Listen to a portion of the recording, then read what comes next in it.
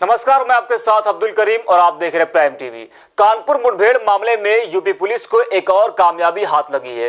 Police ने कुख्यात बदमाश विकास दुबे के सहयोगी श्यामू वाजपेयी को गिरफ्तार कर लिया है। श्यामू वाजपेयी की गिरफ्तारी कानपुर के चौबेपुर थाने ने की है।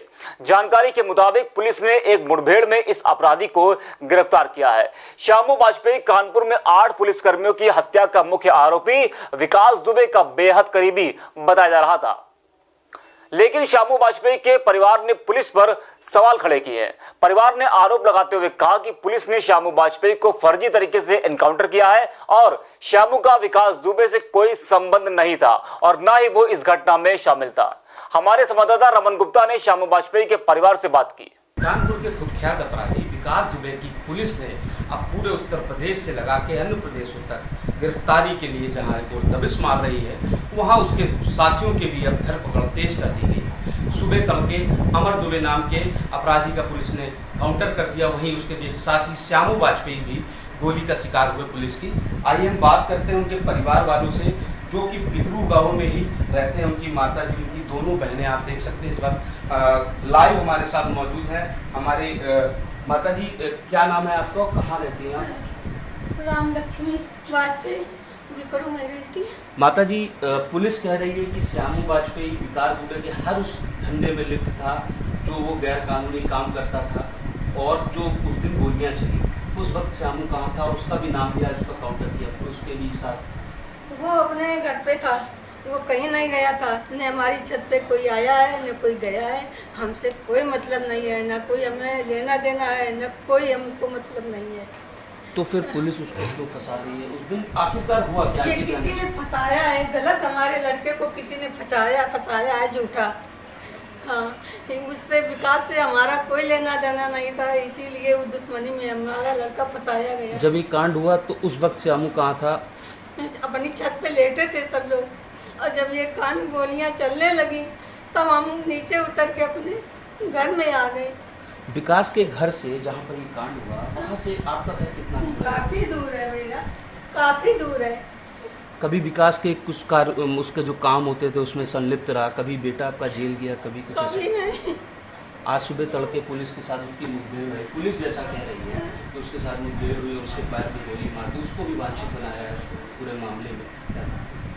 ये तो झूठ है भैया, हाँ ये झूठ है। मेरा लड़का निर्दोष है, ये कोई नहीं है। मतलब जिस दिन घटना हुई, हमारे साथ बात करने के लिए उनकी बहन भी हैं जो कि गवाह हैं उस रात क्या हुआ। क्या हुआ था उस रात जब गोलियां चल रही थी? तो आपके घर से कुछ दूरी पे विकास का घर है, क्या पूरा वाक्य बताइए। हम लोग ऊपर सो रहे थे, रात का समय था, सब भैया ड्यूटी करके आए थे तो सब लोग सो गए थे। जब गोलियां चली तो गोलियां चलने की आवाज़ आई तो हम लोग एकदम छिटपटा के उठे, कहाँ क्या हो गया। अंधेरा इतना था कि कुछ दिखाई नहीं दे रहा था। हम लोग जैसे तैसे करके जीना खोला, नीचे आए, जीना लॉक किया, नीचे सबसे पीछे वाले कमरे में जाके दुपक के बैठ गए।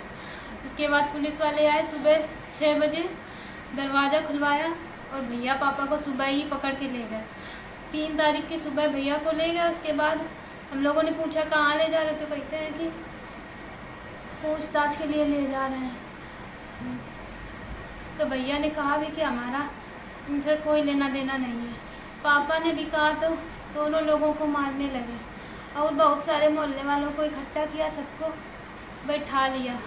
फिर उसके बाद से पता नहीं, पापा तो वहीं रहे लेकिन भैया को कहीं लेके पुलिस वाले चले गए। जब हम दयाशंकर अग्निहोत्री और अमर दुबे से कोई कनेक्शन था श्यामू? नहीं, कोई कनेक्शन नहीं है हम लोगों का, उनसे कोई लेना देना ही नहीं है। तो हम लोगों को फंसाया जा रहा है, पता नहीं किस बात के लिए। चाहे तो आप थाने में रिकॉर्ड चेक करवा लीजिए या मेरे भाई का फ़ोन कॉल डिटेल्स जो भी चेक करवानी है सब करवा लीजिए। मेरा भाई किसी भी मामले में कभी विकास के साथ नहीं इन्वॉल्व रहा है, हमें उनसे कोई मतलब ही नहीं है।